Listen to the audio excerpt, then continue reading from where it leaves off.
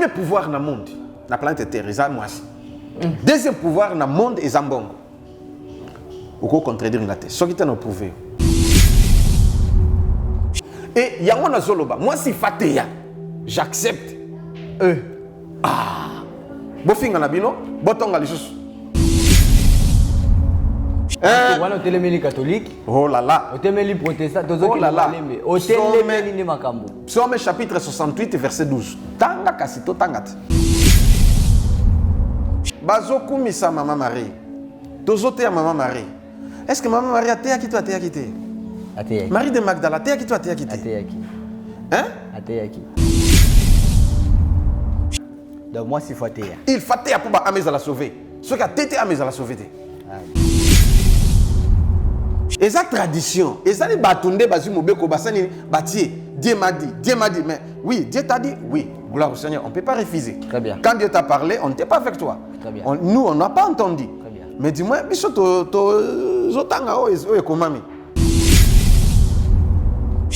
faut donc que l'évêque soit irréprochable. Ozala irréprochable. Mari d'une seule femme. Sobre. Ozala modéré. Ozala modéré. Mais comment il fait avec modération? Mais indulgent. Mais ce moment évêque, trop violent, il a un faux évêque. Parce qu'il a des vrais, il a aussi des. Voilà, des faux. Il y a évêque, il y a comme Moulonga Bass. Il faut ça, il y a évêque, il y a comme Moulonga Bass. Il faut qu'il dirige bien sa propre maison. À diriger, on connaît bien. Et qu'il tienne ses enfants dans la soumission. Il faut se soumettre dans ça. Et dans une parfaite honnêteté. Oyoki? Bandumba, bango. Bapede, bango. Bandesebien, bango. Baniyibi, bango. Mais Bakuluna. Il faut que l'ongolais qui est fait. Donc, moi, si, et c'est un thé à Sangmalam. Même mes bons autres, moi, c'est seulement belle. Moi, c'est seulement ngebu. Moi, c'est seulement kitoko. Moi, c'est seulement attirante. Moi, c'est seulement lai. Ok, on va le suivre, on a tout dit, bakouata na motema. Papa, olu la kapé na motema. Qu'un verset, où ils ont le baquet, ce qui motive à thé, de moi, je suis à quel film. Exactement. Ce qui veut dire, c'est que sangai verset, la Bible, na simbi. Mon Dieu, quand on a passé, bah lui comme moi. Et puis pour la moquiller, ça la sauver. Eh oui, non, moralité. Bah lui comme moi si. Pour ne pas séduire le monde.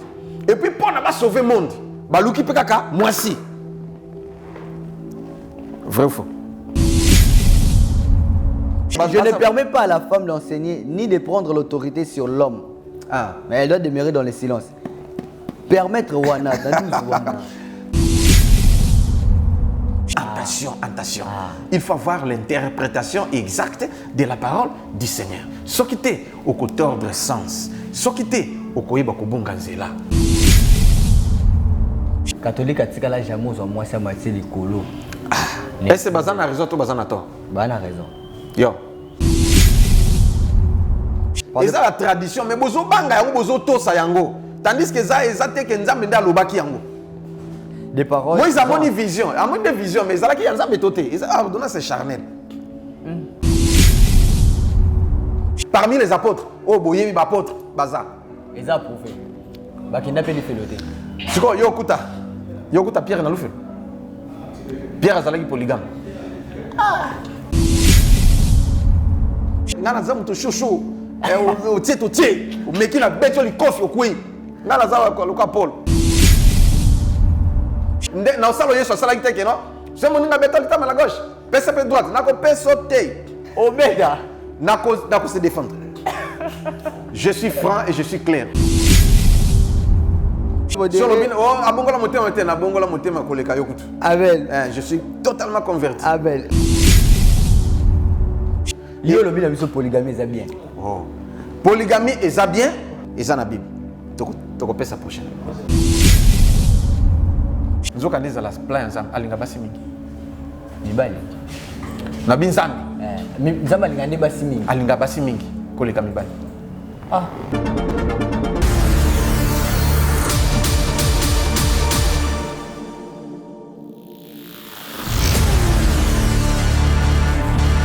Bande kunangai uza Kongole ulingaka mboka oyo ulingaka bana orphelinat vida ezobenga yo ntango ozwi mwa moke yo kolia yo kofete na bana kanisela mpe bango moto aza na motema mawa oyo aza na bozwi ate ya mokie tosunga orphelinat vida na $1 apamba bana balia balala bien bamela bien nzambe na nga ne ya yo apambola biso nyonso bana mokili mobimba to soutenir bana na kati ya orphelinat vida na $1 ya pamba nzambe akopambola yo akozongisela yo ebele mpona nini oye kosoutenir baorphelin na $1 na yo na $1 na biso en tout cas ekoliesa bana bitike po bafete na décembre oyo orphelinat vida baza na posa na biso ndenge bana na biso bavivaka na ndako ndenge mpe bana ya vida il faut bavivre yo moto oyokaka mawa parce que jusque là bato mawa basila te $1 seulement franc congolais eza nango kaka 2000 francs mpona kosunga baorphelin bafete bonne année neti kaka bana nyonso oyo bazala bandako baparent soki tosangani bato ebele na ba $1 na biso vi ya bana wana bakolongola na motu na bango ke bazalaka na baparent te alors soki ozopesa epai ya bana nzambe récompense nini kozala ndenge nini orphelinat vida baza na posa na biso orphelinat vida eza bongo structure oyo eza kokamba bana bitike bongo lokola bafete ya noël na bonne année ekomi pembeni naza kosenga na bino oyo aza na motema malamu motema ya bolingo motema ya bonzambe opesi kaka $1 mpona kopermettre bana na biso baorphelin bafete mpe lokola bana nyonso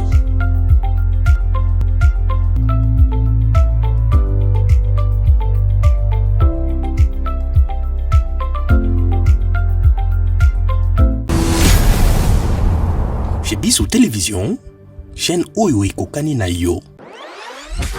Bozali ebele bokota l'émission de partout na pesi bino mbote. Mbote bala nyonso ya chez Biso TV. Oui, malamu na mission na bino réponse à nos questions. Yande ko la bino. Na pesi moyini nanga mbote, moyini bonjour, moyini nanga bonsoir. Mbote bala nyonso ya chez Biso Télévision, très heureux de vous retrouver une fois de plus na chaîne na bino bolingaka mingi chez Biso Télévision. Merci na bino nyonso. Boza ebele bolandaka biso partout na mokili mobimba, boza na Londres, Chypre, États-Unis, Canada. Merci pour la confiance, la fidélité. Au beau message, na la chaîne chez Biso Télévision. Merci na abonnés Nyoso, chez Biso Télévision, plus de 170 000 abonnés. On vous demande de vous abonner alors très massivement. On vous prie de vous abonner sur cette chaîne, la chaîne qui nous ressemble tous chez Biso Télévision. Merci Nabilo Nyoso. Merci aussi à tous mes partenaires, au Bolinga, Brad Bumba, Bozak Ebele. Là je vois la Fondation Monsed, Mon cœur pour des enfants ou des personnes démunies. Merci à maman Daniela Mokoko Daniela, merci à toi, merci à cette dame, non pas parce qu'elle a l'argent, mais elle a l'amour des gens, Emily Maïnga Seti, sans oublier SKS, une héroïne dans l'ombre, merci à vous tous, au Bolinga Rabiso, de loin ou de près. Voilà, aujourd'hui on est encore une fois de plus avec ces grands hommes de Dieu, au Bolinga Ramingi, Tomesana naïf vraiment na chaîne Abiso. Alors, bah question a tellement ébélé et puis bah témoignage les appelé ébélé makasi. Waouh! Bah témoignage c'est ça vraiment les bateaux ba biki quand on a émission tout ça qui précédemment là quand moi parti ba msuba benga ina ba téléphone mais oh ils ont enregistré les amom qui to make up ko kango awa na émission na biso ya réponse à nos questions avec notre papa les frères les prophètes évangélistes je suis Lokamba Kunt. Donc aujourd'hui on va essayer de parler de ça les londes côté au fan de la CG na yebi que les londes boane ko zelango to lobela nini moi c'est au côté ya to moi c'est au côté ya té. Moi, si nyonso, pour la sauver, il faut abota. Et bon, abota raté. Il y a un détour de blablo avec l'homme de Dieu, les prophètes Josué Lokamba. Voilà, bah message fait aller na ba commentaire au batu balingaki. Bon, avant tout temps ba commentaire là, to zalana papa. Lelo la habité. Ba ko c'est la bukolo ba kamuté la R. Ata bo ba ki to sala la 2100 et coca. Papa, lobby, les nettoyer. La paix, c'est un beauté, papa. Merci beaucoup, frère Brad. Bonjour, bonne santé. Santé spirituelle, morale, physique, correcte. 5 sur 5. Gloire à Dieu. Tu y es? Oui, là, tout le monde a commis le but sur le commentaire depuis le Japon. Merci beaucoup, serviteur de l'Éternel. ainsi que frère Brad, soyez tous bénis. Bon, bah, commentaire à monsieur Lekaki. Ils ont tellement ébélé. Nzamba Pambola, Mingi, Koleka, Papa Josué. Merci Mingi, vraiment la révélation à yo. Batouba Komi, Amen, l'homme de Dieu, que Jéhovah vous bénisse. Tu es dans la vérité totale. Voilà, Papa Eli Kazadi. Avec mon frère aimé. Ici, c'est pasteur Ozan a raison. Nous sommes le Nzamba Pambola yo. Papa Nzamba Pambola. Donc, bah message est l'équipe belé. Amen, Papa Lokamba. Tu as là un commentaire rebelle. Est-ce que vous avez un commentaire? Bon, Hermoko na talaka, Hermoko pe na talité. Voilà. Otombape tel ba ofinga. Oui, na tombape mususu ba ofinga, mususu pe na répondaki a bunga kinzela, alobaki na émission moko. Nini ngai na ibi loko te, c'est là, tout patata, alobi n'importe quoi. Bon. Nazongisi les réponses confirmant la parole. Voilà. Na PCP nini voilà. Avant to banda to mekano yo ka ba témoignage ya bato. Oui. O babiki. Na banana na oyo na tanga ngonano. Oyo attention. Attention Abi. Bonsoir papa, l'attention de ma fille est toujours est élevée. Depuis le vendredi passé, je suis hospitalisé avec ma fille de 3 ans. Moi na 3 ans, attention. Moi na 3 ans. Ben na poto hein. Bakangé en hôpital. Tension très élevée. Et qui t'attend? Moi na muke. Moi na muke. Yango satana za mabe. Moi na 3 ans cause en attention. Habitation vraiment élevée. Abi prier pour moi. Ça fait mal. Aïe Sabi, bonsoir papa. L'attention de ma fille est toujours élevée.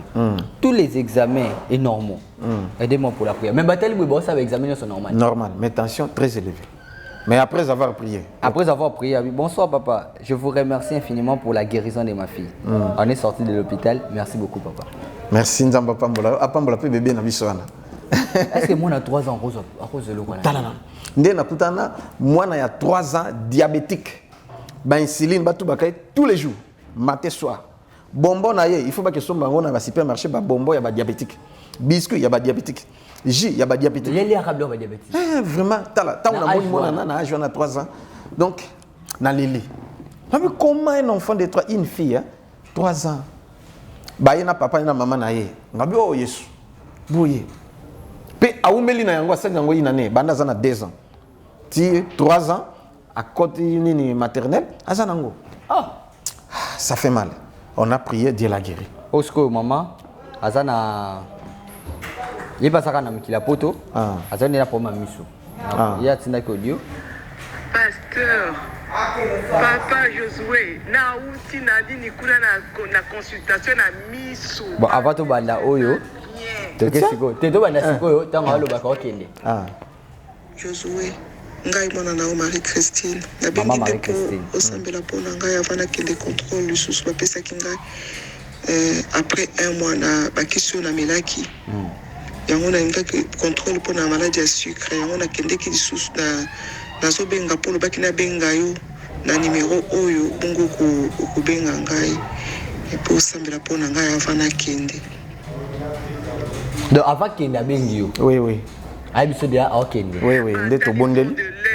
Sikoyo. Ah wa. Pasteur, et na lo bali sous. Oza mi balé ya suka po esangoleka ki. Oui, oui. Qu'est-ce que tango siko bandi? Pasteur. Ou après prière. Papa Josué, na uti na dini kuna na consultation na miso, balobi miso eza bien. Batali fond de l'œil, batali sika nyonso. Mais émotionné au Congo Baki. Eza malamu.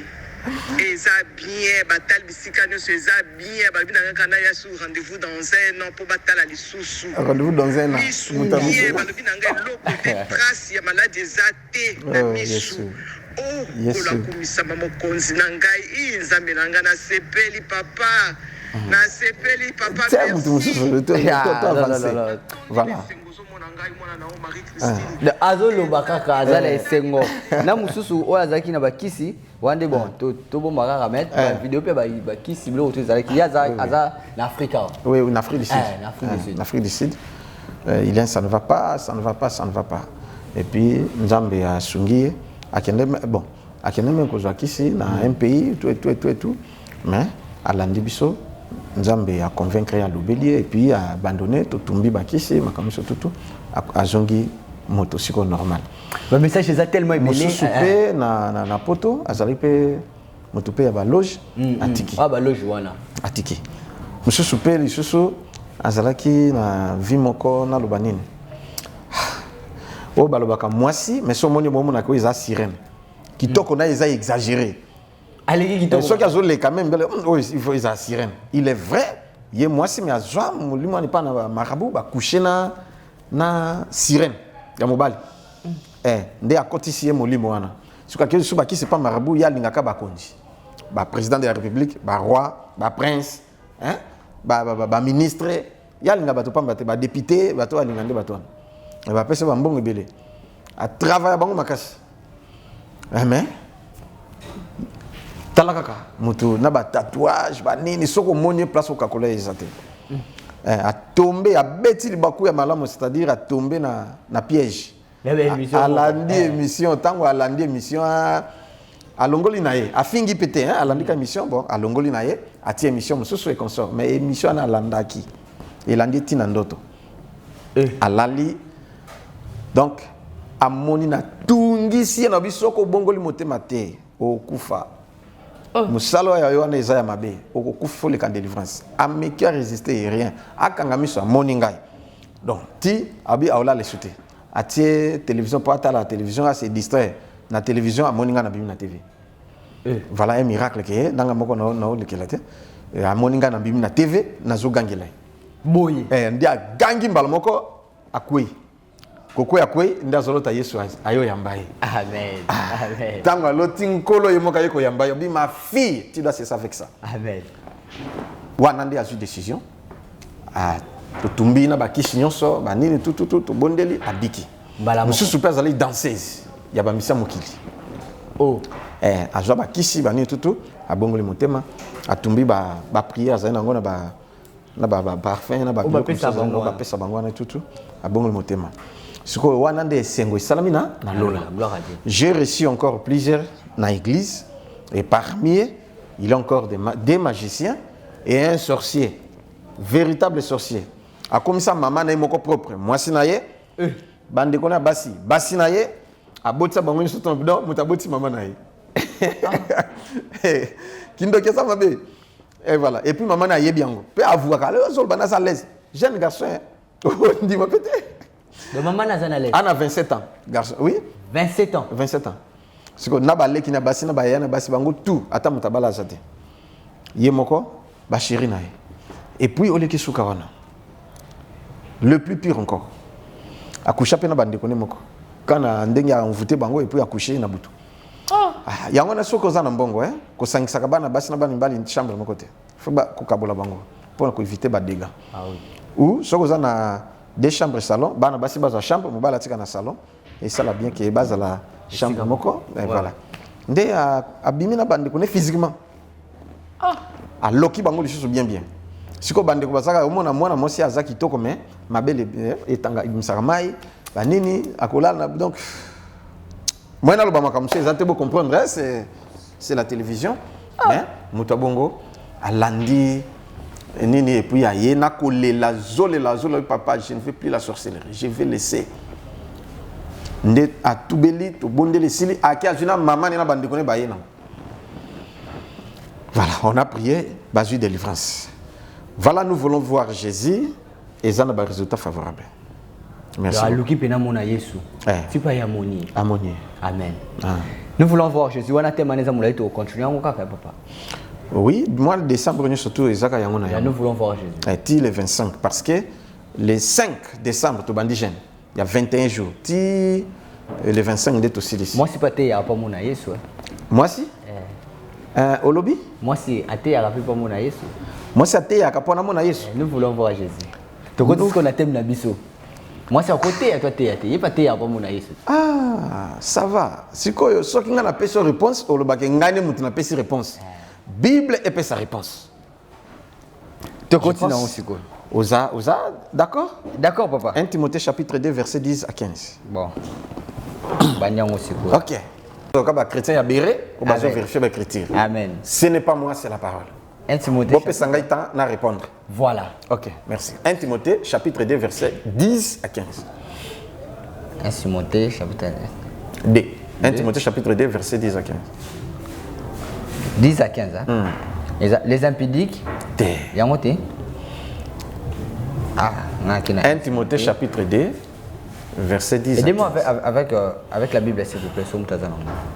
Ah, pasteur Frédéric Azali a fait sa Bible, mais entre-temps, on attend la Bible. Bible, le Bible. Mais, qu'elle sépare des bonnes œuvres. Aux Hollandais? Oui. Comme il convient à des femmes qui font profession de servir Dieu. Tant que de servir Dieu, c'est que moi aussi, à servir Dieu. C'est que la femme doit servir Dieu. Amen. Ok. Est-ce que moi, ça, la Bible, non? Ok. Que la femme écoute l'instruction en silence. Avec une entière soumission. Très bien. Je ne permets pas à la femme d'enseigner, ni de prendre de l'autorité sur l'homme, mais elle doit demeurer dans le silence. Car Adam a été formé le premier, Ève ensuite. Et ce n'est pas Adam qui a été séduit, c'est la femme qui, séduit, s'est rendue coupable de transgression. Elle sera néanmoins sauvée en devenant mère si elle persévère avec modestie dans la foi, dans la charité et dans la sainteté. Il y a des choses. Oyo ebomimboka. Oyo bato ba fingi, oyo bato ba tongi, oyo bato ba lobi, oyo se sengi baloba. Mais oyo qui des choses autres partager ali, moi si balobia wa a enseigné té, a autorité likolo ya mobali té. Mais à garder silence.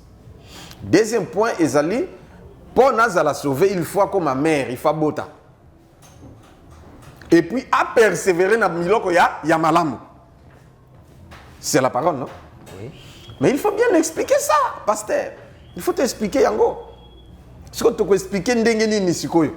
Oui, c'est écriture, hein? C'est écriture. Ce que tu peux expliquer, écriture au sens T. Ce que tu expliquer, Yango bien T. Bato bakobi kate. Est-ce que Nzamba boy moi c'est parce que l'obi que moi s'il faut servir Nzambe. Voilà. C'est que pour servir Nzambe, il doit parler, il doit prêcher.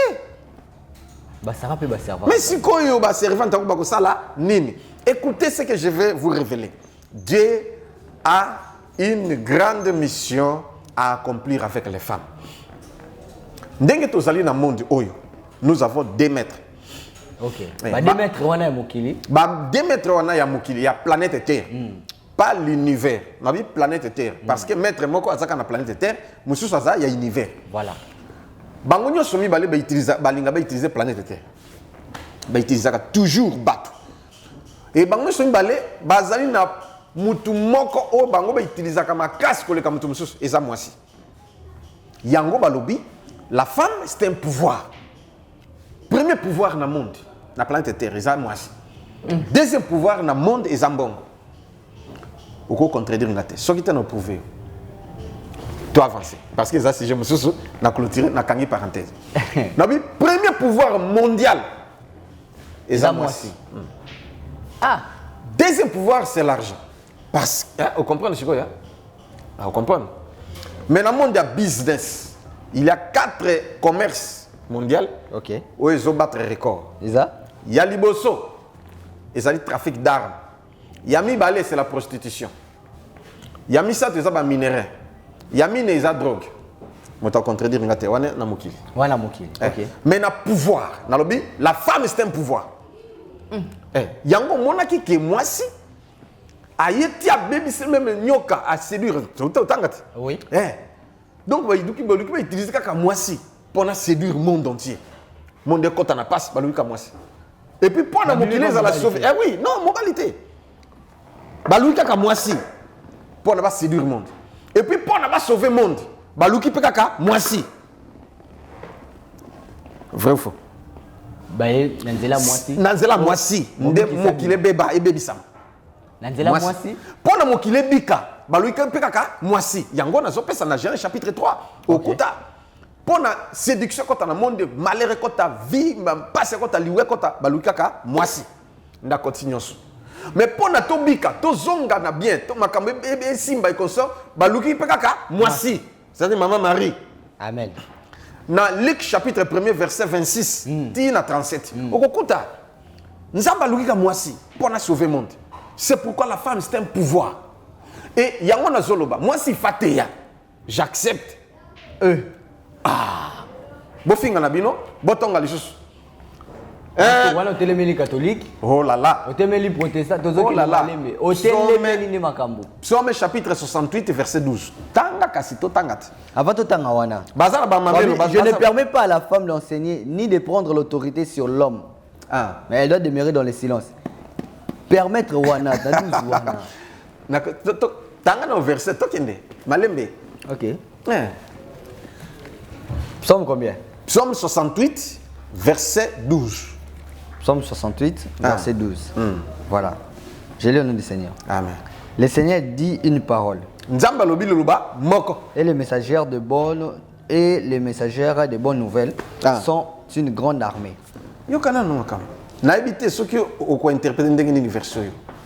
Est-ce que vous avez un messager à bonne nouvelle ou un messagère? Messagère. Hein? Messagère. Le Seigneur dit une parole. Et les messagères de bonnes nouvelles. Messagère Anan. Les messagères de bonnes nouvelles. Bazar Banan. Basi. Kasi babi sont une grande armée. Yongo armée en Zambie, yo bien côté. Ce sont des femmes. Ndenge tozali na monde yo, yango nazoloba 2 mètres wana ezala satana a utiliser kaka basi. Pour opérer bien, à envoûter bien, pour na salama comme il peut utiliser les hommes, mais premièrement les abassi. Nzambe peut ndenge moko. Il peut utiliser les hommes, mais premièrement basi. OK. Neto monique pour na mokile ebeba, Satan utiliser moi si pour na bebi sa mokile. Pour na mokile bi ka Nzambe utiliser moi si pour na nini mokili est bon. Yango sikoyo. Attention la Bible. La Bible est profonde. Attention, attention. Il faut avoir l'interprétation exacte de la parole du Seigneur. Ce qui était au côté de sens, ce qui était au côté de Kubunganzela, Yeba Maloba Oyo, Nzambe Atsala Mokili Naye, Aibi Mokili. Yemuta Tsali parole yo, Aibi parole que les Kabiso Bato. Catholique Atikala Jamos, moi ça m'a dit les colos. Est-ce que Bazan a raison ou Bazan a tort? Bazan a raison. Yo. Abel yo. La ligue personne. Comme tu vois, c'est le baraboro. Bon, si on a le bâton na kata. Il a fait ce década pour le bas. Catholique et Bazan a raison. Catholique et Bazan a tort. Ils ont raison d'avoir tort. B. Yolobi ngano B. Bandeko, na bisi bino ke bazoku misa Maman Marie. Tozote à Maman Marie. Est-ce que Maman Marie a été qui toi a été? Marie de Magdala, a qui toi a été? Hein? Sikoyo, soki bolobi ke catholique Salimabe azana ba servante ba mamelo. OK. Omoni accoutrement na bango, c'est biblique ndeng balataka avec pudeur et modestie. Très bien. Bazo sambela Nzambe, bazo servir Nzambe na domaine songolo pakala. Mais ce comme na côté ba c'était yo so mona mamelo alati jambala basanga matin altar à côté à célébrer messe. Au salangote parce que ezali et pas na bongo ça interdit. Loba amen. Amen. Est-ce que totanga toto katawa? Totanga papa. To continue. 1 Pierre chapitre 3 verset 1 à 2. Une grande armée, ezali une armée en Zambie. Basi mama oza armée en Zambie, Nzambe zo utiliser aussi quoi? Après avoir suivi ces messages, au comment Nzambe ko doter ba maman na ba sœur na pouvoir moka osakanate. Ba ko comprendre que azanani. Donc moi si faté. Il faté pour ba ameza la sauver. Ce qui a tété ameza la sauver. Mais il faut pas battre. Attention, ko fina ba cité pardon papa. Papa pasteur, na vu que yo au pekisa ba se battre yaté. Mais tant so au monde que na contredire, na contredire oté. Tu as raison d'avoir tort. Faut continuer.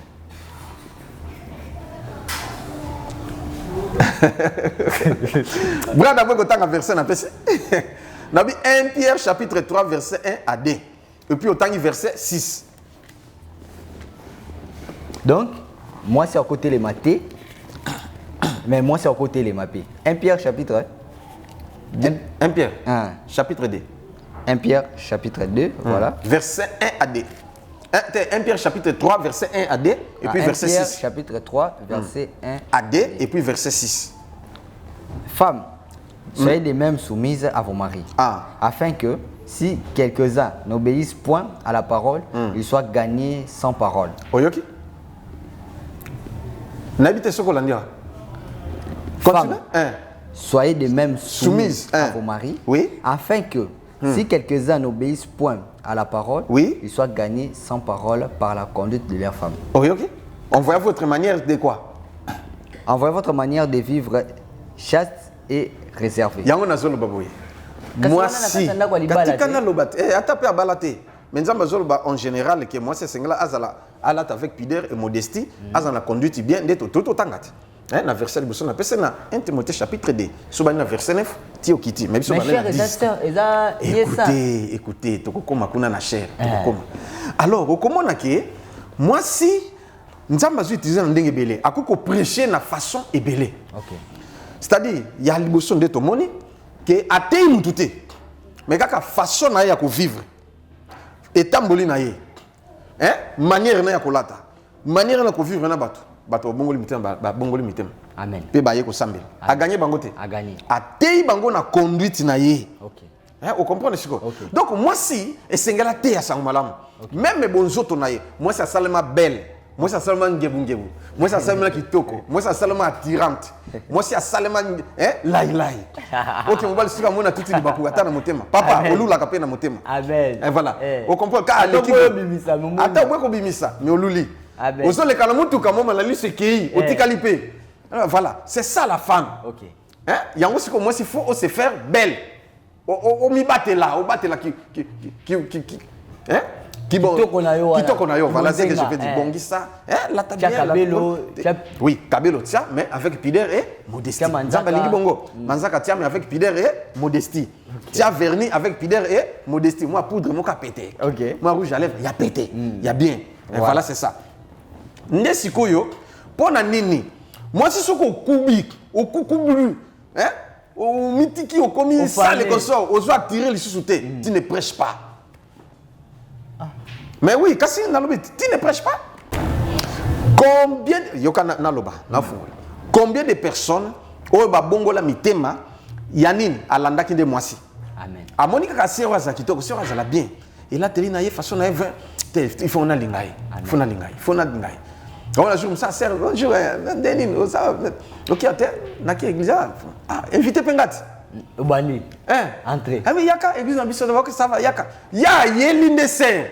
Mais tant que yé ndenge frère moko to samela frère Boni ayela ka ndese. Beauté ya ye mobali okiote ya hadi longwa. Nous ba frère nzala. Ah mbongo na ye asalaka. Mais la ni siko ser wana. Asalaka ça bien. Donc to baté ya ndenge nyoso ngate. Ngate été mais ba baté ndenge nyoso mais ayoka na été. Ba invitation comme ça rien assemblée la été. Ah mais la moi cigarette moi ni tout azane bien. OK. Mais il y a l'andine serre. Alandi serre Nancy. Bon, serre on a craqué. Mais serre on a les kakane bien. Mais est-ce qu'à mon capacité? Basi à mon akan babar, banine tout. Bati kan soto polele, banine tout et comme ça. Azwaka bango na pété. Hein? À côté de ce qu'on a oyo mais à côté serre avec pudeur et modestie. Mais azoya na le kaba serre oyo vraiment ça mo smoko kitoko. Donc so talé vraiment au mon abonzambe katina yo. Ndenga funa bala serre oyo. Ayo, sœur, bonjour. Ça va? Est-ce que nakoyeba comment nanga sœur Nancy? Sœur Nancy. Oko pesa nga numéro? Numéro pour ani. Ote kasi moi relation kaka na obenga toni no bi te. Na pesa numéro pas n'importe qui te. Oh bon, est-ce que oko inviter nga te? Bien, et ça bien? Ya kasi. Ya église. Ça va? Bon, le cas na sala ka dimanche kasi. Dimanche apesi adresse église. OK. Frère Oana, alala te butu kaka toko mata dimanche komi asia koma avant pour kaka ser na sia moneki ayaki ayi ko sambela te ya yeli ne ser mission na azwa ser mais tango pasteur ayi ko te ya berger mulamba on azo saluer ate parole ça ni touché frère bongoli motema alanda kina moi si nana te mobile yo kasi mobile mtatu nana gagné moi si Akute na loba nani mobile. Voilà. Pour dire que mon cerveau a tayé nani bisali na ye et la télé na consort. C'est ça. La première prédication. Ko memande ba. To suki na suki wanate. Au moins sikoyo. Au prêcher les ba. Nzambe alingi mwasi a sauvé batu. Amen. Kitoko ba pesa yo. Nzoto ba pesa yo. Moi bo lembu wana. Moi laile moi ko denda wana moi nini tout. Nzambe pesa ba charme wana. C'est pour ko gagner batu. Babika. Mais ceux qui na charme wana, yo comme bizali mabe. Yo comme ko tuka batu. Na kitoko na yo comme ne ko sala ndenga mabe. Okukufa. Attends ndimela Yesu okukufa bizali mabe. Okukufa. Amen. Timura. Nabiti Timura. Gloire à Dieu. Hein? Amen. Là, c'est 1 Corinthiens chapitre 6. Verset 9 à 11. Tu as avancé, Mouké.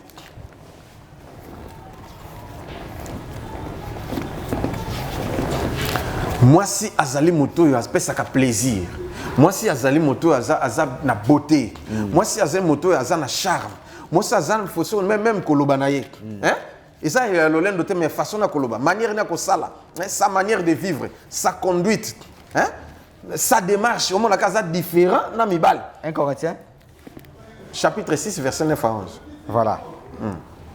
Chapitre 1 Corinthiens, chapitre 6, verset 9 à 11. Oui, oui. Ne savez-vous pas que les injustes n'hériteront point le royaume des cieux? Moi, si vous êtes injuste, il faut que vous makambo. Si vous êtes injuste, vous êtes nzambe te. Ata on dit la Yesu. Ata o teyak. Mais vous êtes injuste, vous êtes nzambe te. Yango ba lubit. Mais aucun verset où ezolo ba que moi soko te au monde nzambe te. Ezate. Ce qu'on a no défendre ni. Tanga continuer. Abi ne savez-vous pas que les injustes n'hériteront point le royaume des cieux, de Dieu? Ne vous y trompez pas. Oui. Ni les impudiques. Ndumba, oza mwasi osambela ndumba, obikate, ata oteya. Ni les idolâtres. Bato basambela bikeko. Ni les adultères. Ekobo. Ni les inféminés. Les efféminés n'a pas infâme, c'est-à-dire n'a expliqué place yo. Qu'aucun de vitité. Ben féminin n'a pas infâme. C'est-à-dire yo za mobile. Mais comme ça pédé. Ou comme le cola moisi. Moi c'est à monnaie là yo. Hein? Papa, moi c'est le cola monnaie là yo. Au kufa, aux ala sauveté. Pour bazoloba, il faut tout temps makambo yo frère Brad. Il y a n'olbi so ito sauter yango. Bato bakobikate. So to te makambo yo te. Ni les efféminés. Ni bato ba commissaire de yo okoma lokola mwasi. Mwasi a monelo na ndako. Papa oza na poto. Oza même en Afrique, oza na Congo, oza na Zaire. Soki Congo, ndenge ba benga Congo na biso Zaire. Na biso oza na Brazza, Cameroun, bisika surtout oza libola na Afrique du Sud. Soki mwasi a monela yo, lelo ja décision. Soki te attend dimela Yesu, bobi okukufa. Décision ya boya. Te, ko bwana nte bongo sisa volonté nzambe. C'est-à-dire vanda na ye tangele verset oyo. 1 Corinthiens chapitre 6, au bandi na verset 9 à 11. Otangele yango. Obité, yo soko zu place ya mobali ngani wana za confusion. Ngana boina za la sauver. Bandalelo, comment ne langa chuté, za la soumise. Pour que yo pose la sauver. Une femme insoumise à son mari, ou elle zo dominer mobali, elle za la paix sauver. Même si tu prêches. Continue. Voilà. Abi ni les infâmes. Ni les voleurs. Ni les cupides. Ni les ivrognes. Batal koso, bameli masanga. Hein? Ni les outragés, ni les ravisseurs n'hériteront le royaume de Dieu. N'hériteront point le royaume de Dieu. Est-ce que très bien. C'est-à-dire, il faut insister dans makambo. Mais il n'y a aucun verset où ils ont le ceux qui motivent à te de moi sur à quel fait. Exact. Ceux qui boyebi yango e bo pesa ngai verset yango Bible yango na simbi. Que moi sur à te à quel fait. Quel est verset bo so pesa Oh. Tokende kasi malem nako expliquer tokozo kende malem devant les hommes. Donc moi ça oté na devant baninga ni basi wana tondimi kasi nazo devant les hommes nazo kende pot na expliquer nazo kende yeso telema ki moi si pas ya telema voilà à côté le mandenge nini on comprend ce que na cher na yo mama ya telemi aloté ya dimanche yo te ya rabiso kasi yango no bina ko pesa réponse Bible ekoloba tokei est-ce que vous comprenez voilà la femme doit prêcher Luc chapitre 2 verset 36 à 38. Ok. Luc chapitre 2. Verset 36 à 38. 36 à 38. Voilà. J'ai lu au nom du Seigneur. Amen. Il y avait aussi une prophétesse. Oui. Anne. Fille de Phanuel. De la tribu d'Azer. Elle était fort avancée en âge. Oui. Et elle avait vécu 7 ans avec son mari depuis sa virginité. Restée veuve et âgée de 84 ans. Elle ne quittait pas les temples et elle servait Dieu nuit et jour dans les jeûnes et dans la prière. Étant survenue, elle aussi à cette même heure, elle louait Dieu et elle parlait de Jésus à tous ceux qui attendaient la délivrance de Jérusalem. Oui. Étant survenue, elle est aussi à cette même heure, elle louait Dieu. Temple, oui. Oui. Et elle parlait de Jésus. Jésus. Jésus. Wap. Naba basi. Basi ba komi basi komi. Frère Brad. Babi, ate wapi? Abani ko komi sanzame na temple. Et puis ko parlait de Jésus. Elle parlait de Jésus à tous ceux qui attendaient la délivrance de Jérusalem. Oyoki sikoya. Elle a parlé où? Est-ce balobi basi kaka basi? Balobi ce. Est-ce balobi akene ko tele makuna na chere bandi ko teya? Te. C'est ka teya ki na temple. Ateya ki. Alobela ki bato. Voilà, on comprend. Et la place pendant qu'on semble la mine. Oui. Ah, c'est là qu'il n'est qu'à na temple la fin d'accord, a commis 80 plus de 84 ans et ainsi de suite tant qu'on peut bah y na Yesu. Bah Pamboli Yesu pas si meilleur qu'on sort y peut aller pas étant que prophétesse, elle prophétisait aussi. Et puis il y a bandi pe côté ya bato. Na bato bandi cause la délivrance. Voici notre délivrance. Jésus c'est lui et qu'on sort bandi pe côté ya tout et qu'on sort. Mais pourquoi bozolo ba yoka. 1 Corinthiens chapitre 14 verset 32 à 38. Aïe. Pour ça, c'est ça comme quand on sommes dans la sanza. Le canon a sanzité, non comme on il y a un de là. 1 Corinthiens 14 verset 32 à 38. Voilà. 1 Corinthiens chapitre 14 verset 32 à combien? À 38. Les esprits des prophètes sont soumis aux prophètes. Il fait tout ça, car Dieu n'est pas un Dieu de désordre, mais de paix, comme dans toutes les églises de saints. Que les femmes se taisent dans les assemblées. Amen. Dans toutes les églises des saints. Sur l'église où on est à saint tout est, moi ça côté en aïkas. Yo boy plan. Merci. Nazongi version. Les esprits des prophètes sont soumis aux prophètes. Yo qui la rayango. Car Dieu n'est pas un Dieu de désordre. Oui. Désordre des raté. Merci Seigneur. Abi, les femmes se taisent. Ouais. Comme dans toutes les églises des saints. Oui. Que les femmes se taisent. Dans toutes les églises des saints. C'est que ceux qui église des saints à saint tout est. Basi ba côté ya telemina cher a teina basna mibali c'est pas un péché. Elle doit prêcher. Et puis dans mon canard romain le dit que Dieu ne se répond pas de ses dons ni de son appel. Ate yanaye abiki sabatu asala nyonso. Problème ezate. Vie éternelle n'a évité. Parce que Bible. Même Makomi. Makomi, et le but est que ce mot saté à quel fait. Je me réserve. Je n'ai pas dit ça. Parce que Bible est bien côté. Bible c'est terre, on a pas c'est terre place. Dans la place on a des réponses. Donc oui, la femme doit prêcher. Mais la femme ne doit pas aussi prêcher. Mais comment? On est en train d'expliquer. Ok. Continuez car le verset 6. Que les femmes se taisent dans les assemblées. Car il ne leur est pas permis d'y parler. Mais qu'elles soient soumises selon que le dit aussi la loi. Voilà.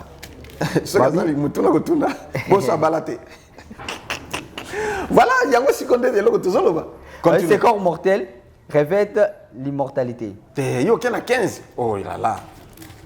Au sauté. Bolimbisi. Si elles veulent s'instruire sur quelque chose, qu'elles interrogent leur mari à la maison. Car il est malsain à une femme de parler dans l'église. Est-ce que chez vous que la parole de Dieu est est-ce que pas une abinonde de l'obanzambe yaki? Maman, est-ce que yonde et la kinde yo et bandake pas non? Si okuta liloboy. Papa, yo okuta yango te. Nanga inakuta yango. Continue. Bobby, où est-ce que à vous seul qu'elle est parvenue. Hein? Si quelqu'un croit être prophète ou inspiré, qu'il reconnaisse que ce que vous écrit, que vous écrit, oui, est un commandement du Seigneur. S'il vous plaît, maman, kofinga nongate. Papa, pasteur, kofinga ngate. Tu es ouin, tu es inspiré, tu es prophète, tu es apôtre, docteur, bishop. Ngai na contredire yo, ti. Ngai na tangi des versets. Oyo, balobinini. Même na solobi que osa inspiré. Osa prophète. Yeba ke ordre oyo. Eza yanani. Loi comment? Eza commandement. Eza de commandement ya Nzambe. Amen. C'est un ordre divin. Ya Nzambe yemoko. Si tu reconnais que ça, c'est un ordre divin, on se soumettre. Mais Babi, et si quelqu'un l'ignore, qu'il l'ignore. Si on peut monter au boy na yo. Au boy na yo. C'est quoi Bible le bien go? Est-ce que ezanga? Pourquoi on fait ça? Hein, Brad? De moi, c'est comment? Ah, on m'a tana cher l'été. Si quoi yango nazo expliquer. Nazo expliquer les sous. Bon, maman ya teyaki na temple. Ya zala ki ndenge ni kasi. Parce que teyaki na temple. Alors bela ki batoma kama Jésus. Quand il place où tu es confusion. Quand c'est confusion de yango, il faut toyer ba limite ezali. Mokolo mokili, mokolo Bible, mokolo église. Atia pe limite alobi place yo koma. Place yo koma te. Place yo mututela koma, place yo mutakoma te. Bien que tozui même esprit. Esprit tozui ezana sexe te. Amen. Mais biso physiquement tozana sexe. Okolo bateke obala na molimo. Obota na molimo ancien non? Ah. Nous autres nzambe tizape nous autres yo. Ayebi pe nous autres yo. Ayebi ki oza mwasi. Ayebi ki oza mobali. Mais na kati na mosala na ye atie ba limite. Oyo otsongi to sala, o sengi pe to sala te. Amen. Maman yo sala boy, papa yo sala boy. Je pense oyoki? Très bien. Mais si ko yo abine, je ne permets pas à la femme de parler. Ko parler oyo eza ya kote ya te. Ezali. Ezali ya nini basi balingi koloba mingi. Soki okoti na église, bato balobaka mingi lokola basi bazate. Au même mobali soko une église ndenge okoti oza concentré ozola na mateya ti esile mais ba mama te. Il faut chuchoter quand. Il faut chuchoter. Ah on ndenge azana. Kotala ngote eloko na lati ata kitoko na ya défi. Yo ya kabo. Ya isa kabo. Azana pe kitoko te. Bila makuti simbiete. Mais azola na kotoli. Amen papa. Il peut mono dinga joyeux na mutu finalement quand même ma pasteur ma pasteur mon thème ma bé alingani ni te est-ce que yo bien na yebi o monte na zokisa kina bongo dinga sosola ka katele ngala tika o ka musiko na église na ya katika na ya église ma bé bolingo ezala te balinga tout et comme ça na kutu na boti ba yo talanga te kasi ma pasteur te. Mais finalement, au église, tu es content. Koloba ne pas. Yango tire konda pekisa. Ba comme ça ngo mobeko. Enseigner, n'a parlé et ça bilo comme balé différente. Hein? Prêcher, n'a parlé et ça bilo comme balé. Amen. Moi c'est fandanier. Pas cause ya bilo balé na bino. Ayi soza mutu. Kitu na mbani na ndako. Bon ni boka koloba n'importe quoi. Da bakangisa ba mu na pona ba acte. Ba acte wala. Mais côté ya teya na yo. Nzambe na ngai. Est-ce ozokoma bokoma te? Hein? Ba kesi c'est belle place wana. Ate ya na ye. Ate ya soki mobali bazate. Bon. Na mokanda tite elobi boy. Mama teya. Momoni ba mama soki bazali. Teya bango. Na ba jeune fille ndenge bakofana na mabala na basi na bango na mibali na bango ainsi de suite et tout teya bango. Mais moi ordre pesamika kana bobi dans toutes les églises. Mais en dehors de l'église eza ordre te. En dehors de l'église moi si tala teya panza sango malamu atana balabala atana oba sala croisade ndenge maman malela atana stade toni sabato teya bondela pour la c'est pas un ordre, ce n'est pas une église. Mais soka matina cher comme l'homme. Soki na cher kuna na quatre églises ata tozami bale. Oye, ofandi. Tikela papa sanin. Ate. On comprend ce que. Oana na zoloba, Yesu penza melanga bandi conseiller nga yango. Abi fais-le dans ton église. Le pasteur Freddy est là. Ce que j'ai dit, il peut approuver. Amen. Il m'a parlé. Voilà l'ordre au sein de l'église. Kala ezalaki nini? Sacrificateur, ba lévite, baza place na bango basukaka na parvis. Voilà. Ba sacrificateur bazo suka wapi? Na lieu saint. Mais souverain sacrificateur azo qui était na lieu très saint. Mais siko mais ordre ya mais c'est que ordre ya lévite échangé. To comme to longo na sacerdoce lévitique, to comme na sacerdoce royal.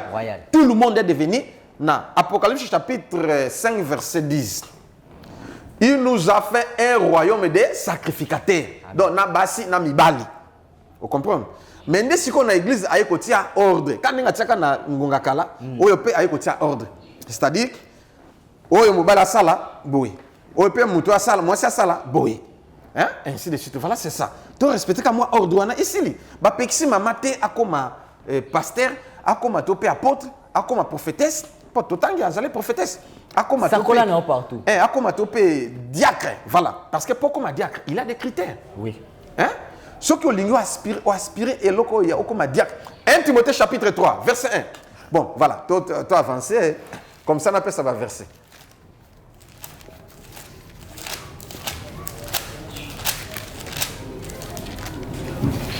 Un Timothée chapitre combien? Verset combien? Banana verset libos. 1 Timothée chapitre 1er. 1 Timothée chapitre 3. Ah, chapitre 3. Voilà. Verset 1. On a comme on a deuxième point. Non, quand tu deuxième point, il y a moins si fabot. Voilà notre comité. Voilà. Rabbi, sachez que dans les derniers jours, il y aura. Il y a 2 Timothée. On a 1 Timothée chapitre 3. 1 Timothée chapitre 3. Pourquoi ça verset Brad? 1 Timothée chapitre 3. Cette parole est certaine. Si quelqu'un aspire à la charge d'évêque, il désire une œuvre excellente. Il faut donc que l'évêque soit irréprochable. Bato bozobenga ba évêque, nga évêque. Topé nga ancien. Évêque c'est un ancien. Ou diacre. Ça moto ça ancien, ancienne église. Hein, topé en anglais bishop. Voilà. Mais le loba sali sens inverse. Donc so comme bishop, c'est comme moi nous likolo pasteur, ya apôtre, ba ngo surtout na yo bishop. Ndo za likolo. Te bishop est ancien. Wanuka mkolo mpaka. Mpaka. Évêque. Okoki pe ko aspirer ndenge oza beaucoup ko aspirer te ngai fona ko ma nini. Mais si ko pona aspirer ko ma place wana critère yango. Ba bi nini? Ba tanga verset. Voilà. Il faut qu'il ne soit ni non, il faut donc que l'évêque soit irréprochable. Irréprochable d'abord. Mari d'une seule femme. Voilà, moi si moko. Suppose moi c'est balaka mobali moko. Sobre. Oza la paix sobre. Modéré. Ah voilà. Réglé dans sa conduite hospitalier. Conduite na la paix malamu oza la paix mutu ya boyambi. Propre à l'enseignement. Oza la nini? Oza la propre na. Si ko tango balobi que moi si esengeli ya te a enseigner pété. Mais si koyo est-ce que c'est normal? Bible il faut enseigner parce que to kutape basi baza ba diaconesse lokola ba fouebe. Tozonga na verset oyo na mokanda ya Nzambe na mokanda ya Romains chapitre 16 verset 1 à 3. Ngana tanga yesuka ngana tanga siko. OK. Pour se perdre. Tout prendre nini kasi. Pour comme ma place yo il faut ozala oye ba koteya. Parce que yo teya ba yo ki yo te le côté batio ka batio diaconesse. Oteya kate. Tu dois prêcher. La femme doit prêcher. Yoka. Je vous recommande. Nini Romains chapitre 16 verset 1 à 3. Je vous recommande. Je vous recommande de foueber notre sœur. Azanani, moi c'est ton mobile. Moi si. Qui est diaconesse. Bah préciser. Dans l'église de Sancré. Très bien. Bah tiens na église oaza diaconesse, l'église à Sancré. Hein? Afin que vous les receviez en notre Seigneur d'une manière digne des saints. C'est qu'à l'église à bassin. Très bien. Et que vous l'assistiez dans les choses où elle aurait besoin de vous. Car elle a donné aide à plusieurs et à moi-même. Donc, tout ce que tu as dit, ok. Maman a commis diaconesse parce que le critère de diaconesse, c'est que tu oh, diaconesse, c'est que bishop. Maman bishop, Ozaï Nzambe, maman bishop. Théa, c'est madame. On comprend ce que Théa, c'est madame, bato babika. Mais côté mana cherté. Oh, cher à côté les matin, à côté les mana cher, à Théa ba maman, na culte. Oh, que tu sangani na basi na mibali. Ya Théa. Sokinde siko na culte. Ba maman batondi ta plein na église. Na ba jeune sœur comme ça batondi. Teya, tellement cher, teya. Ah. Vous comprenez ce que question mon corps. Ouais. Ba couple pastoral. Oui. Couple pastoral. Bon. Problème est parce qu'ils appellent la Bible. Bazali. Oh. Archbishop Coutinho Fernando Abeli a fait. Oui, mais nazolo ba isa biblique. Couple pastoral bato mususu baboya yango baboya. Bon, acte chapitre 18 verset 24-26. Car si n'a pas ces réponses, notre aussi verset est opposé. On va répondre. Comme ça, tu as un verset. Acte chapitre 18 verset 24-26. Oh, tanga. Bon, je suis tanga tendengini. Madame. Acte des apôtres, chapitre 18, verset 24 à 26. Chapitre 18, verset 24 à 18.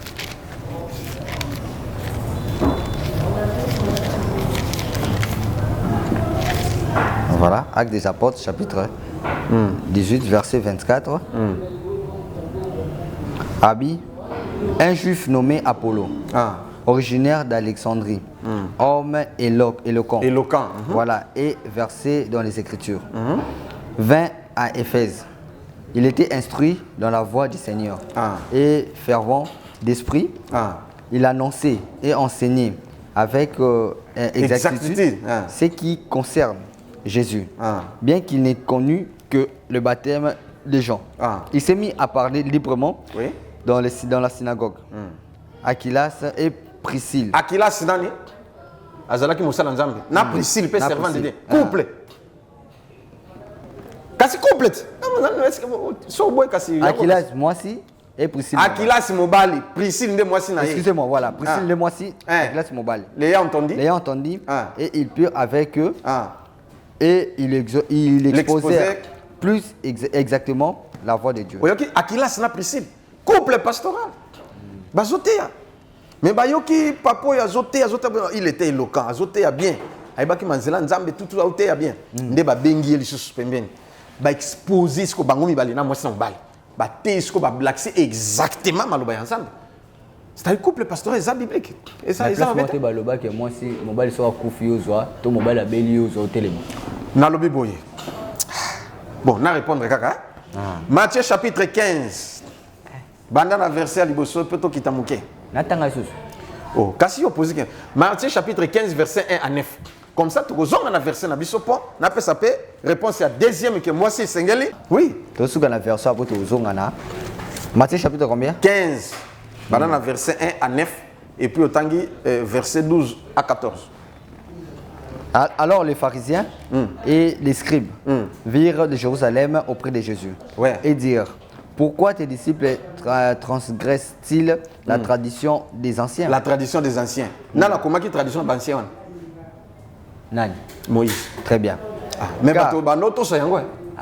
Sur au bouki yango ezalo kola ke au bouki mobo kanzambe. Hein? La tradition des anciens. Mais Moïse mutakoma yango? Très bien. Ezaki mobo konzambe te, yanzambe te. Ezaki ba tradition na bango, ba kotipe na makamazambe Moïse a commis yango et on respectait ça. Très bien. Soko bouki yango abi a blasphémé. Salima be. Donc ndenga na yebo na lobaki mwasi pote ya na église zwa limite bo. Non! A blasphémé. Mais non, et ça tradition. Il y a bateau les bâtiments mo beko na bango. Abi, car ils ne le savent pas les mains quand ils prennent leur repas. Il leur répondit: et vous, pourquoi transgressez-vous les commandements de Dieu au profit de votre tradition? Oyoki bozobuka mibeko ya nzambe pona ba mibeko ya bino moko bato. Car Dieu a dit: honore ton père et ta mère, et celui qui maudira son père et ou sa mère sera puni de mort. Mais vous dites: celui qui dira à son père ou sa mère, ce dont j'aurais pu t'assister, excusez-moi, est une offrande à Dieu.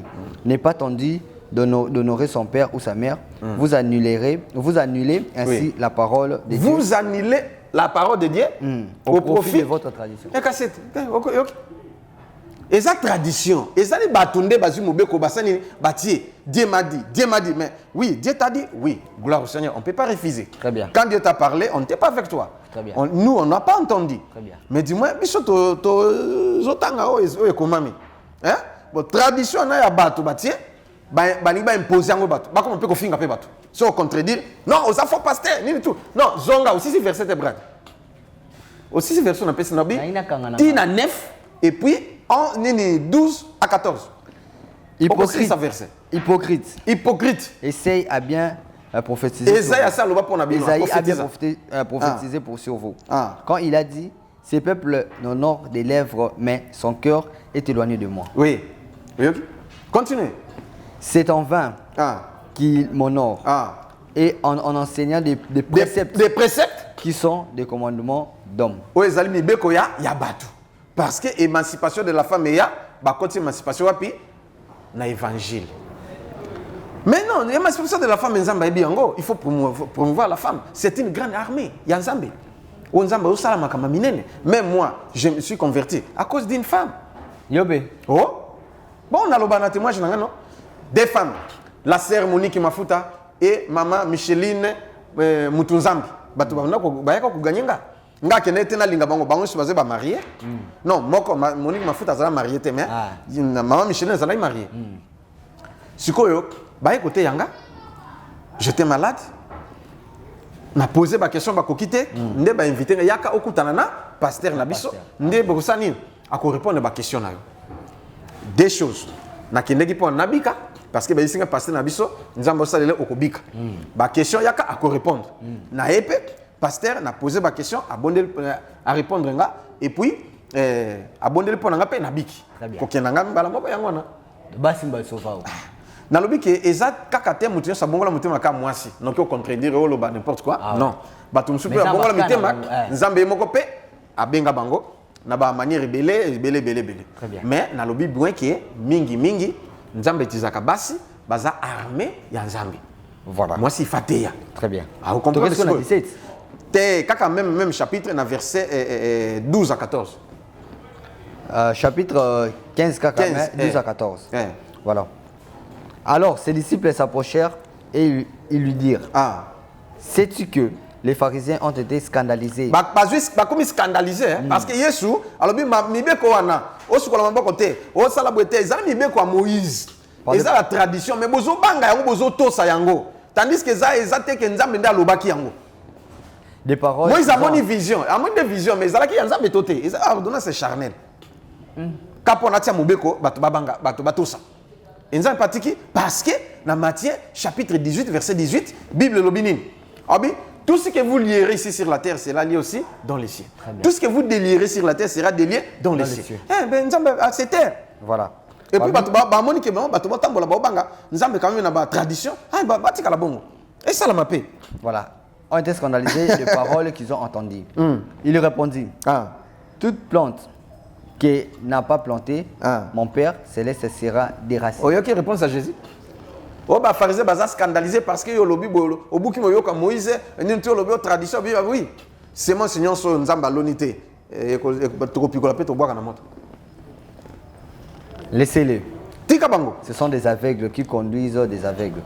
Si un aveugle conduit un aveugle, ils tomberont tous deux. Que Dieu vous bénisse. Tozongi na verset na biso.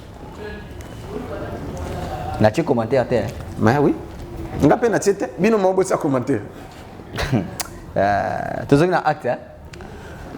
Tozalaki na mokanda ya Timothée. Timothée, excusez-moi. Tozongi na Timothée. Chapitre 3.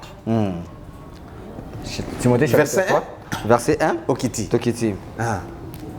Timothée, 1 Timothée chapitre 3 verset 1 Tokiti. Cette parole est certaine. Si quelqu'un aspire à la charge d'évêque, il désire une œuvre excellente. Il faut donc que l'évêque soit irréprochable.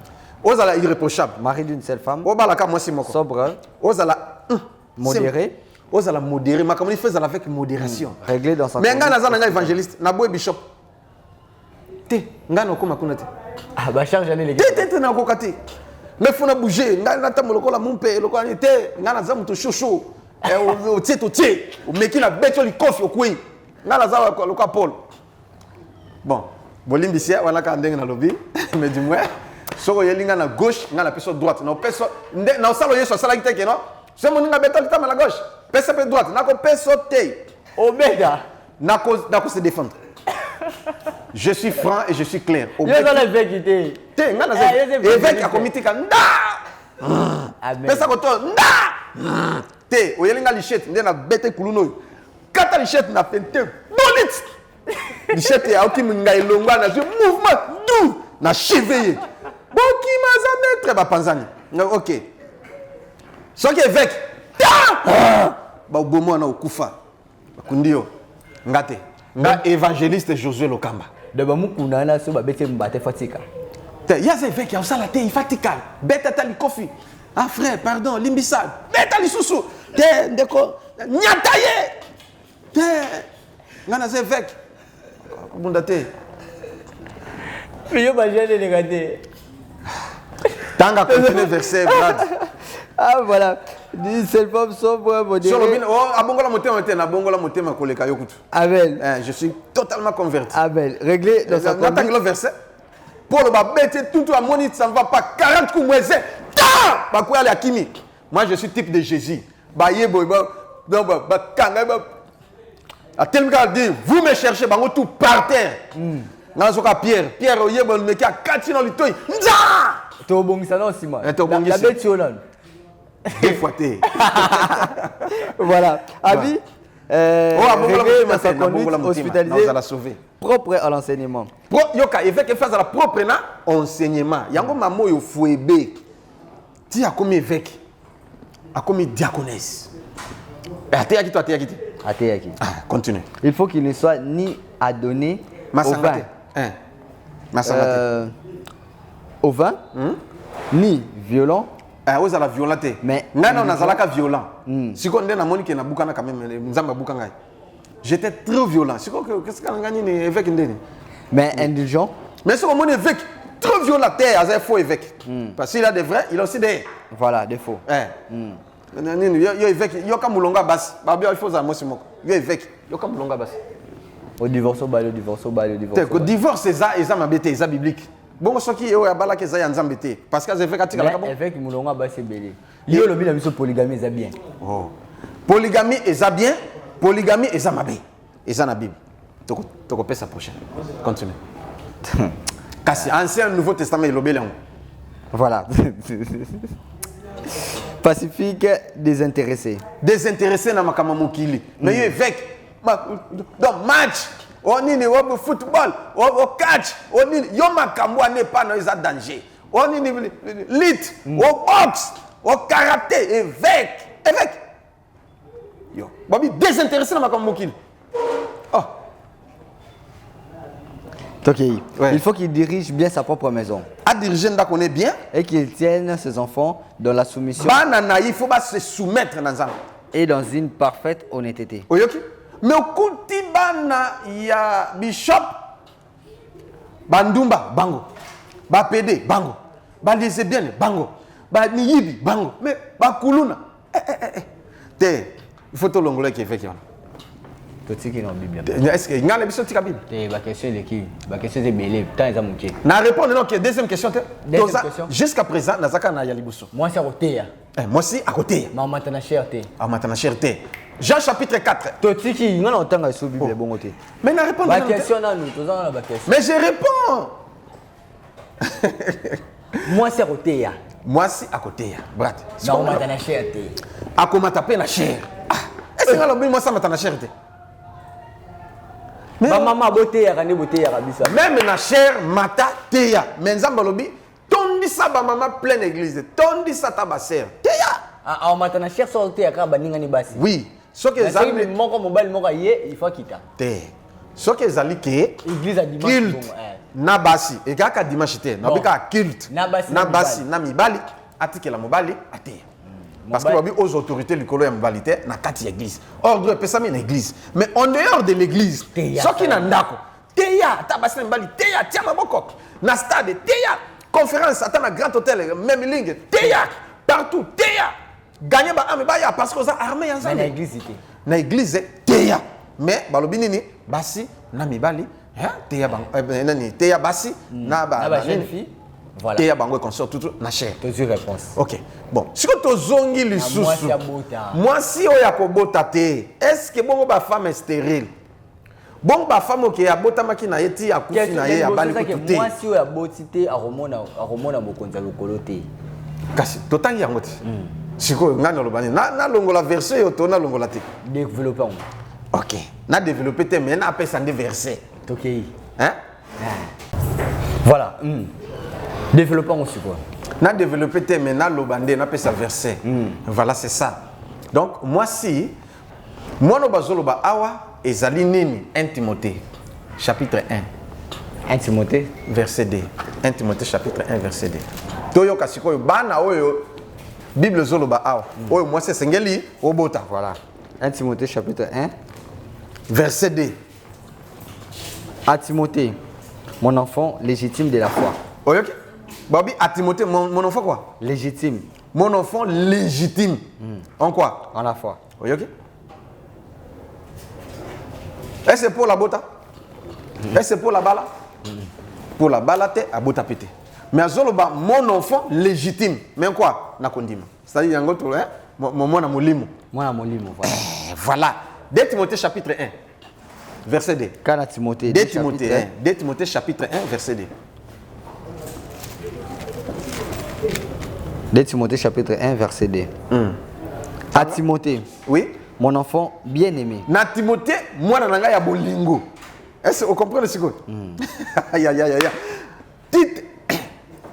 Tite chapitre 1 verset 4 après Timothée ça titre voilà. Chapitre 1 verset 4 tanga Tite chapitre 1 verset 4 à Tite mon enfant légitime à notre commune foi oyoki alors bien Tite peut moi nani kaya Paul abi mon enfant légitime na kondim pour na kolobake bana obazolo bawa ezalité moi si hein au juiser mais oboti te ezali il faut gagner ba âme et y pas na nzambe basi musune bazali ba gagner bato 5 aiba ka conduite na ye ya nzamba zo système conduite moi c'est bien parce que tu peux convertir les gens te ezali ndenga izabana ya molimo voilà c'est que obetisi wote bele mabakwa ngate za bible siko ngana lubani totangi no c'est-à-dire maman topese sala tout au sauver ba âme parce que ça une grande armée et si on salangote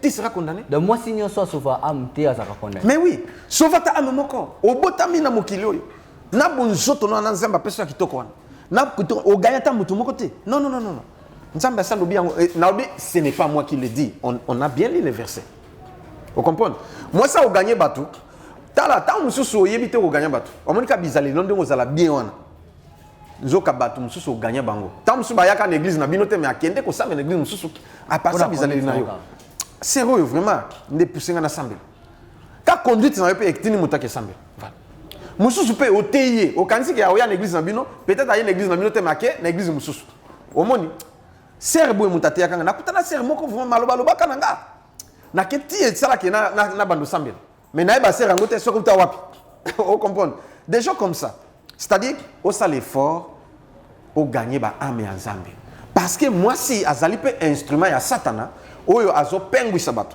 ya moment na kati na l'église bato ba kimisaka bato mingi kaka basi OK a gagner bato ta mususu ba agent ya satana azane na besoin gagner bato te mais azane église musani kako kimisa bandimi agent satana disait ka moi si pasteur azo banga nzambe mais ser wana ye nzoka agent ya satana abi ke soki no bina sala scandale wa et simbate il faut na ko isa pasteur ce pasteur a ko isami bandimi basani ne ba panzani banda pasteur akoya bandimi pe bakende au moins siko yango na zone na lobaki ke nzambe aitizaka basi pona sauver mokili nzambe itizaka satana itizaka basi pona nini abebisa mokili moi ça a pouvoir ma case la femme c'est un pouvoir ouais à quoi renverser ba roi à quoi détruire ba armée ayebo ya lukika général wana ouais zo simba mapingana ba dindon et sili ba bimna ya azu secret nyo so sili akia transmettre pas banguna o kan lobi boy ndenge ni bonzo ka ba suite na armée ba disaka basi ouais et ainsi de suite pour vous dire que la femme c'est un pouvoir qui peut établir, qui peut bénir et qui peut détruire, qui peut maudire, qui peut nuire. Yango biso bana na nzambe to salantation na basi. To comme la souka. Et puis bino pe basi. Bo sala tout. Lokola o sambelaka. Pourquoi ça biso te? Pourquoi ça te sala tout au sauver ba âme. kolinga te ozala virus na kati na église pour nokimisaka bato oza sauvé te ata ondimela Yesu ata oza baptême okelu fe parce que yo zo jouer rôle ya satana ya kobebisaka mitema bato na église bapengwaka au lieu que yo o gagner bato. Vous comprenez? Donc la femme peut gagner des gens sans les prêcher. Quand on a un comportement, on a besoin d'insister, il faut l'être avec pudeur et modestie, il faut ça là-bas, il faut ça. Quand tu sois tel, il y a Sambela. Ah, il y a Bangazam. Et tu as bon la montée. Moi, c'est beau tater. Voilà. Moi, c'est faut beau taper. Il y a, comme Balobingo Ngekoki, il a plusieurs versets. Donc, continuez en haut, car côté à moi. Moi, c'est pour dire que Nzambe a lingi bisonyoso, mais moi si, mi pesa valeur, yeba Nzamba zo considéré ma casse. Amen. Pourtant, à Salaki Mokili, à Salinyoso, il n'est pas bon. Nzamba se pele kate. Tant à Sali, moi ça va. Voilà maintenant. Ok. Et coquille. Mais ce que yo muto eko kokisa mokili, pla Nzamba. Mais ce que yo ya ko détruire les choses, c'est pas bon. Mibali balinga basi mingi. Nzoka neza la pla Nzamba alinga basi mingi. Mibali. Na binzambi. Nzamba alinga ne basi mingi. Alinga basi mingi koleka mibali. Ah. Nzamba pambola bino. Nzamba alinga basi nde koleka mibali. Na lobite ke Nzamba boya ka mibali. Alinga ka mibali. Mais alinga ne basi mingi koleka mibali. Na Nouveau Testament pe ba polygame ya mibali, ya on pe biso pe mibali to linga basi mingi. Il fallait pe na Nouveau Testament bazalite. So linga na pupola kasi ko na pupoli. Na ça prêt. Na bi na ça prêt. Ancien comme Nouveau Testament, il y a des polygames ici, même les apôtres. Parmi les apôtres, oh boye ba apôtre, baza. Eza prouvé. Ba kinda pe di feloté. Siko yo kuta Pierre na lufe. Pierre azalaki polygame. Nakangi Bible na ngai. Nzamba pambola bino. Bo finga ndenge bo sepeli, mais il y a des versets dans pesa bino otanga kasi. Paul ala polygame. Paul te na bi Pierre. Pierre aza polygame. Olinga natanga bango nyoso bazali ba polygame na nini? Ba tamoda. Yango na lobi ke polygamie eza mabe. Polygamie pe eza bien. Mais au ça, la ndenge nini? Tosisi. Que Dieu vous bénisse. Merci beaucoup. On était là avec les prophètes, les nga naza polygame te. Nga polygame te. Naza nga monogame. Ato voyageuse aux ara yo moro. Na frère Chakati. Naza kanga moko. So na ke nakangi robinet na ngai. Ti tango na kozonga nde robinet fungwami. Que Dieu vous bénisse.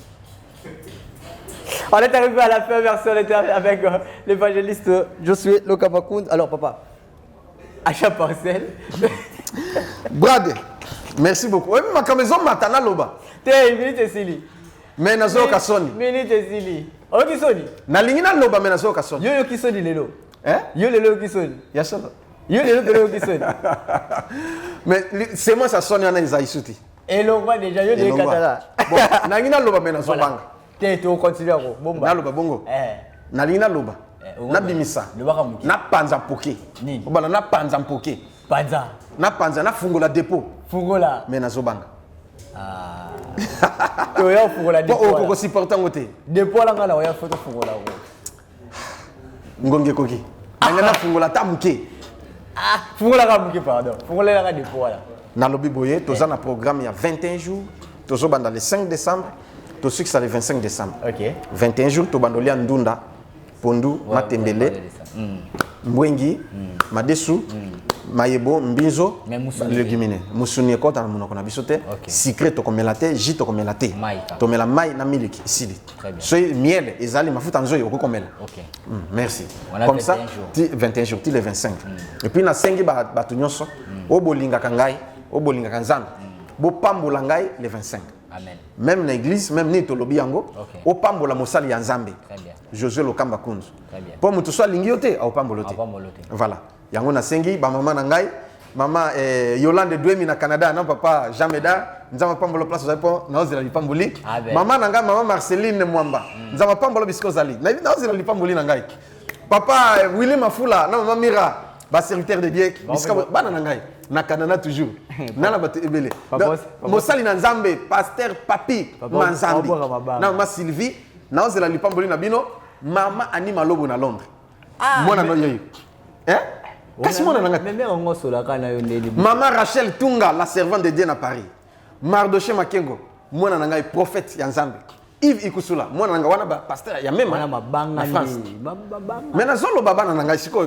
bon bao katangai dédicace problème ça Pépé Mpoutou moi na ngo ya banga kanjambe nzambe pambola na kanana place aux ali voilà et voilà na maman Janine Amour wana mwasi ya Pépé ah OK ndeko sio na tangi communauté et comment na mabete boko marasiko ba kombo la biso komelanga na kotanga papa bwakilanga ta mwa libanga moko et ça moi bien et ça la capé bien mabanga wana et ça voilà vraiment voilà merci beaucoup l'homme de Dieu ça n'est fini le collaboration assisté Eric Koki j'ai beaucoup des enfants beaucoup des amis beaucoup de pasteurs ba relation na nyonso prochainement na kobwaka ata muke na pesa moto et bon mot ça la rappelle bien tous en a besoin d'abord tous pour tous surcharger minoté bo pambolanga nan amen voilà bo pambolanga l'homme de 25 voilà grande sœur nangai tala la servante de wana mundele oya banga kanzambe wana grande sœur nangai mwana papa nangai nzamba pambolo maman Marie-Josée ah maman Marie-Josée ah ba Dieu na biso ya bien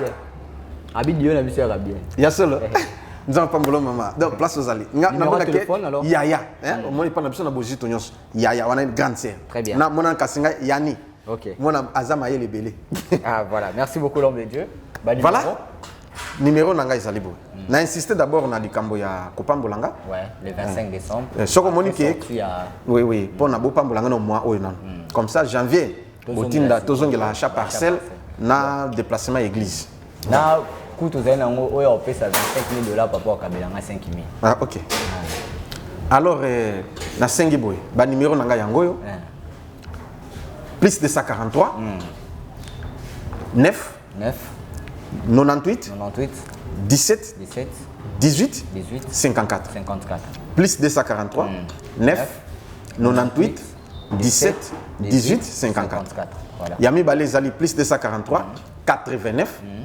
91 91 055 très bien plus 243 89 91 91 055 et puis Yasuka Izali 81 donc 081 241 0 0 0 3 à la fin plus 243 81 241 0 0 0 3 à la fin voilà sobengi kozwangai so zwingate tika message puisque bato baza ebele soki eza mpe keta mosusu olingo pambola papa otindika mamona foto ya eloko soki ozali na kombo obenginga so olingo pambola ngai moto mosusu mpe ata peda ozela le 25 te même avant le 25 lokola frère na ngai na Suède na otanga kombo frère na ngai mpe serviteur na nga nzamba pambola bisiko ozali aza mpe médecin wana Boniface Lemandi nzamba pambola bisiko ozali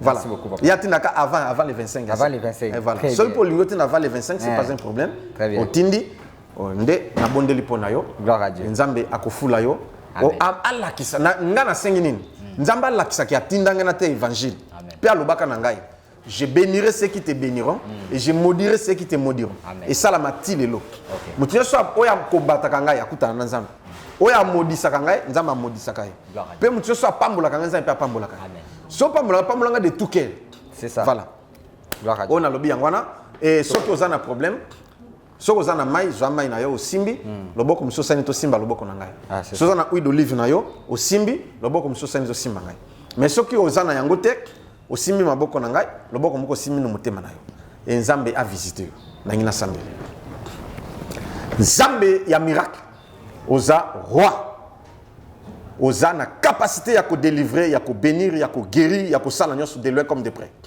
tala bana no balandi ngai le Seigneur opéré miracle au nom de Jésus miracle est opéré onction na yo elata mafuta oyo basimbi elata mayo basimbi au nom de Jésus-Christ miracle est opéré car l'onction brise les joues dès que beaucoup salela yango maladie limwa dès que beaucoup utiliser miracle est opéré dès que beaucoup mela miracle est opéré na kombo na Yesu yo muto simi motema na yo ozana problème awa kana décembre nzama pesa solution likambo na yo na kombo excuse maloba na ngai la tanzoto aucun esprit ne peut changer et tikali bongo na kombo na Yesu amen.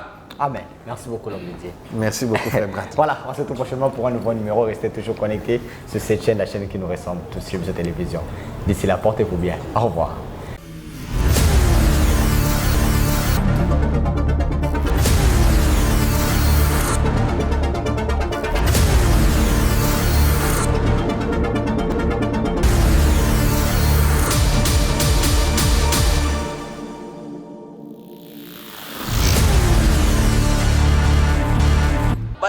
ngai oza congolais olingaka mboka oyo olingaka bana orphelinat vida ezobenga yo ntango ozwi mwa moke yo kolia yo kofete na bana kanisela mpe bango moto aza na motema mawa oyo aza na bozwi ate ya mokie tosunga orphelinat vida na $1 ya pamba bana balia balala bien bamela bien nzambe na nga ne ya yo apambola biso nyonso bana mokili mobimba to soutenir bana na kati ya orphelinat vida na $1 ya pamba nzambe akopambola yo akozongisela yo ebele mpona nini oye kosoutenir baorphelin na $1 na yo na $1 na biso en tout cas ekoliesa bana bitike mpo bafete na décembre oyo orphelinat vida baza na posa na biso ndenge bana na biso bavivaka na ndako ndenge mpe bana ya vida il faut bavivre yo moto oyokaka mawa parce que jusque là bato mawa basila te $1 seulement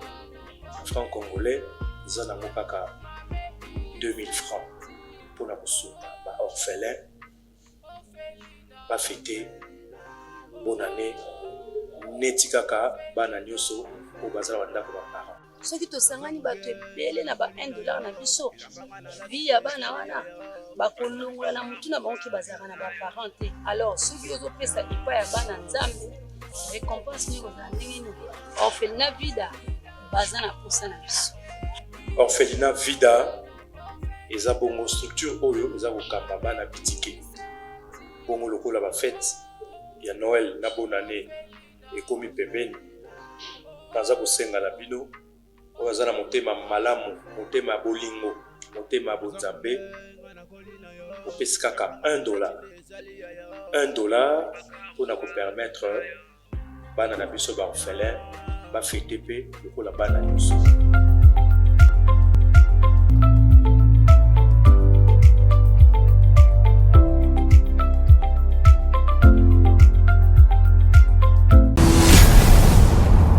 Chez Biso Télévision, chaîne oyo ekokani na yo. Bozali ebele bokota l'émission de partout na pesi bino mbote. Mbote bala nyonso ya chez Biso TV, oui malamu na mission na bino réponse à nos questions. Yande ko na bino. Napesi moyini nanga mbote, moyini bonjour, moyini nanga bonsoir.